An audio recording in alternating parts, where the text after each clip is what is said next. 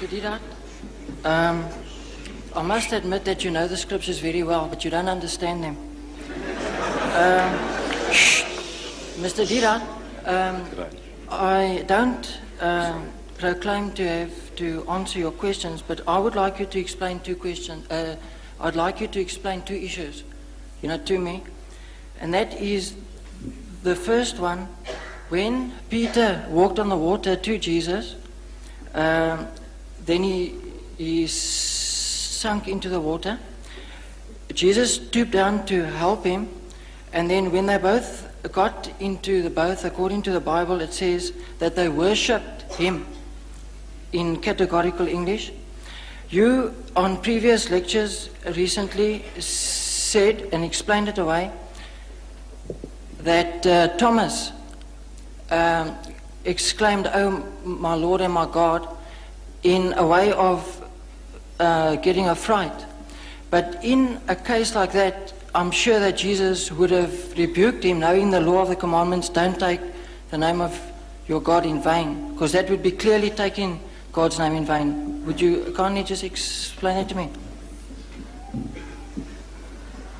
There was nothing about Peter worshipping Jesus. You see, this word worship, you open your new Bible now, New Bible, you'll find a different word for worship. You'll open the RSV, you'll find a different word for worship. You see?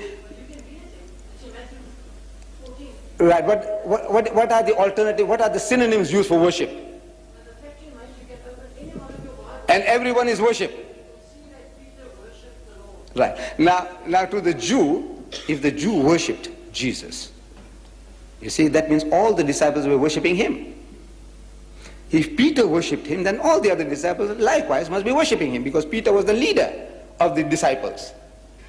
But we find nowhere the disciples ever prostrating before Jesus at any time.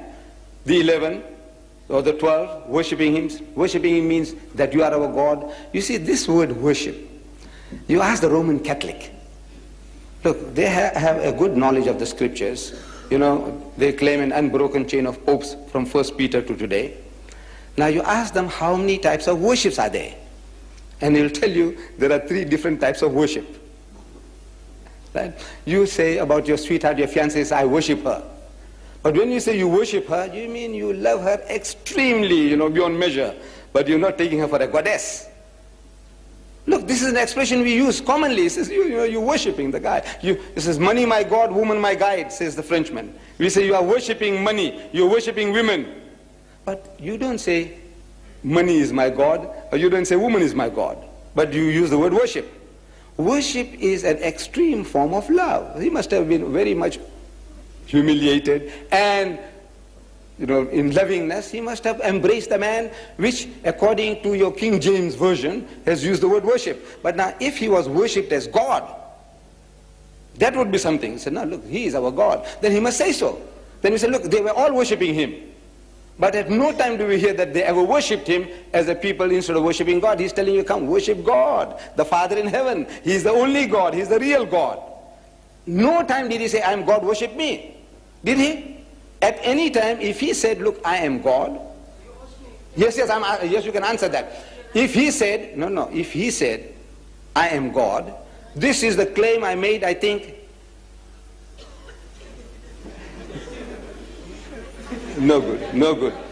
You see, I made a claim, very simple, straightforward. If you can show me in your Bible any version where Jesus says, I am God, or where he says, worship me. Simple English I'm speaking. Where he says, I am God, I said, I'm prepared to accept him as God. If he says, worship me, I'm prepared to worship him. He must say, not Peter, not James, not Paul. He must say, I am God. He must say, worship me. Because if he is God, my salvation depends upon that. And I don't want to go to hell. I want to follow him. Now that is just, may I interject you there? That's the very point of issue there.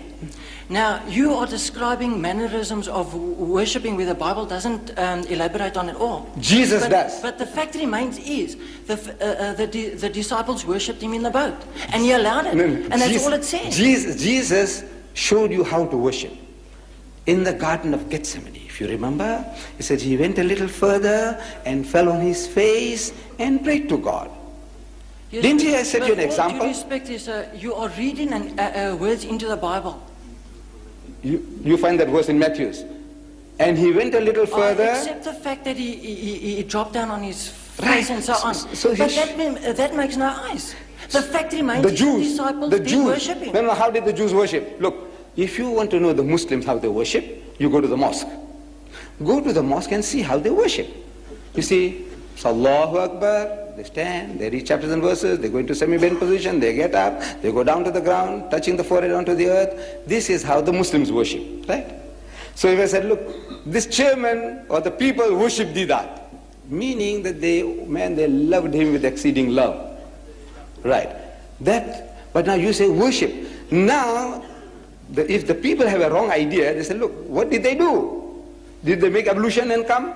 And did they fall down prostrate before Mr. Deidat? He says, no. He said, what do you mean they worshipped him? He said, no. Oh man, they were gone mad after him.